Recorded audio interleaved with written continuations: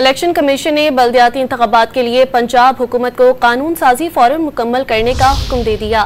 Chief election commissioner Sikandar Sultan Raja ने कहा कि आइन के तहत इलेक्शन कमीशन बल्दियाती इंतखाबात कराने का पाबंद है। बदकिस्मती से कोई भी सूबाई हुकूमत इंतखाबात के लिए तैयार नहीं।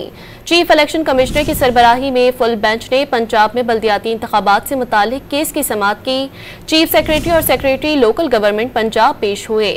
इलेक्शन कमीशन ने कहा कि 3 सूबों और कंटोनमेंट में जदोजहद के बाद इंतखाबात कराए। चीफ इलेक्शन कमिश्नर बोले, सूबाई हुकूमतें कवानीन में तरमीम करके इंतखाबात मुलतवी कर देती हैं। सेक्रेटरी इलेक्शन कमीशन का कहना था कि पंजाब में 5 बार इंतखाबी कवानीन तब्दील किए गए।